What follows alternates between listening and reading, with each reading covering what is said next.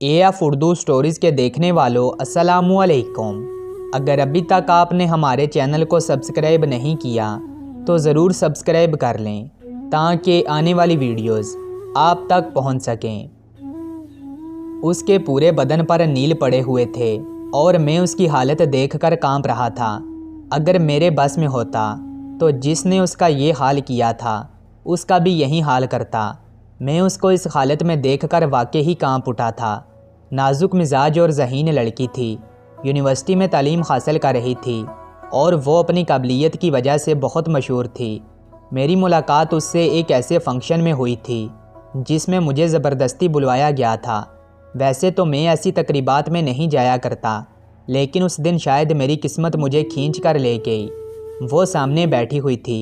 वो दूसरी लड़कियों के साथ परफॉर्मेंस पर तालियां बजा रही थी। मैंने जब उसको देखा तो देखता ही रह गया। मुझे वो बहुत अच्छी लगी। हालांकि उसके साथ और भी लड़कियां थीं, लेकिन उसमें जो कशिश थी वो किसी और लड़की में नहीं थी। ये मेरी उससे पहली मुलाकात थी। दूसरी मुलाकात में तो मैं उसकी सूरत और जहानत का दीवाना होता चला गया। वो एक पढ़े लिखे ख़ानदान की बेटी थी। उसके वालिद उर्दू अदब के टीचर थे, अच्छे अशार कहा करते थे।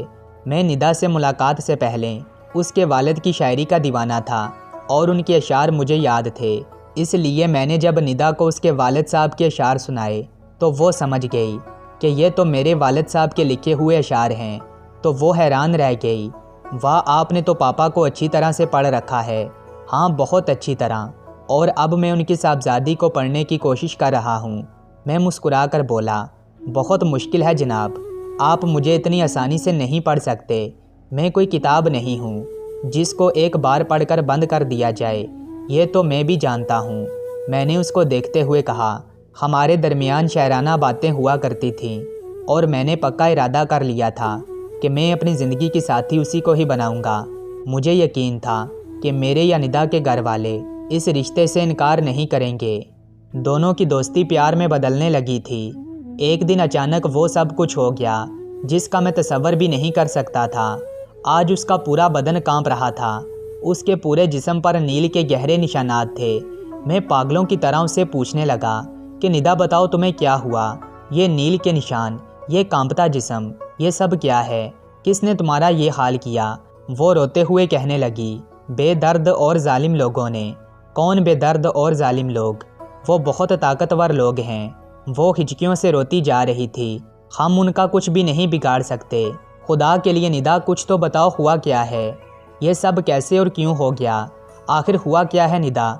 मुझे पूरी बात बताओ। फिर उसने जो अपनी कहानी सुनाई वो सुनकर मेरा दिल लरज़ गया।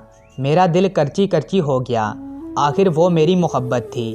उसने बताया कि वो यूनिवर्सिटी जाने के लिए सड़क पर खड़ी थी।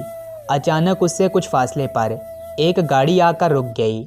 उसके शीशे काले थे, यानी उनके अंदर देखा नहीं जा सकता था। दो आदमी उतरे और मेरे पास आए और बिल्कुल मेरे करीब आकर एक ने खामोशी से गन निकाल ली। चलो जल्दी से गाड़ी में बैठ जाओ, वरना मैं यहीं मार कर फेंक दूंगा। जुहेब में उस वक्त बहुत ज़्यादा डर गई थी और बहुत ही ज़्यादा घबरा गई थी कि आखिर मैं क्या करूं। उस वक्त आसपास और भी लोग थे, लेकिन किसी का ध्यान हमारी तरफ नहीं था। मैं डरती डरती उनके साथ गाड़ी में बैठ गई। गाड़ी में बैठते ही उन्होंने मेरे हाथों को रस्सी से बांध दिया। तकरीबन 20 मिनट का फासला तय करने के बाद वो मुझे एक सुनसान जगह पर ले गए। मुझे बहुत घबराहट हो रही थी। मैंने उनकी बहुत मिन्नत समाजत की कि खुदारा मुझे जाने दो, मैंने तुम्हारा क्या बिगाड़ा है? मेरी बेबसी देखकर वो सब क्या कहे लगाने लगे। उनमें से एक शख्स मेरे करीब आया और मुझे बालों से पकड़ते हुए बोला, तुम उसी प्रोफेसर की बेटी हो ना जिसे बात बात पर भाषणबाजी करने की आदत है? मैं हैरान थी कि क्या ये लोग मेरे बाबा को भी जानते हैं। मैं उन लोगों से माफ़ी मांगने लगी कि खुदारा मेरे साथ कुछ बुरा ना करना, और मेरा कसूर क्या है जो तुम लोग मेरे साथ ऐसा कर रहे हो? वो शख्स बड़बड़ाते हुए कहने लगा, कसूर तुम्हारा नहीं बल्कि तुम्हारे बाप का है, जिसकी वजह से हमें यूनिवर्सिटी से निकाल दिया गया। तब मेरी समझ में आया कि ये कौन लोग हैं। ये वही लड़के थे जिन्होंने कुछ दिन पहले यूनिवर्सिटी में एक लड़की को छेड़ा था। वो मेरी सहेली थी। मैंने बाबा को इन लड़कों की शिकायत लगा दी और बाबा ने प्रिंसिपल से कहकर इन लड़कों को यूनिवर्सिटी से फारिग करवा दिया था। वो लड़के बारी बारी मेरे जिस्म को नोचते रहे और मैं बेबस उनके सामने लेटी रही। जब ये सब करने के बाद भी उनका दिल नहीं भरा तो मुझे सिगरेट से अजियत देने लगे। मैं उनके सामने चीखती चलाती रही मगर उन्होंने मेरी एक न सुनी और मुझे बरहना करके यूं रोड पर फेंक कर चले गए। निदा की दर्द भरी दास्तान सुनकर मेरी आंखों में आंसू आ गए। मैंने निदा को हौसला दिया और फिर निदा को साथ लेकर करीबी पुलिस स्टेशन चला गया। मगर निदा बार बार मुझसे एक ही सवाल कर रही थी कि क्या इस बेहिस माशरे में मुझे इंसाफ मिलेगा जहां किसी की बेटी की इज्जत बचाने पर अपनी बेटी की अस्मत दांव पर लग जाए।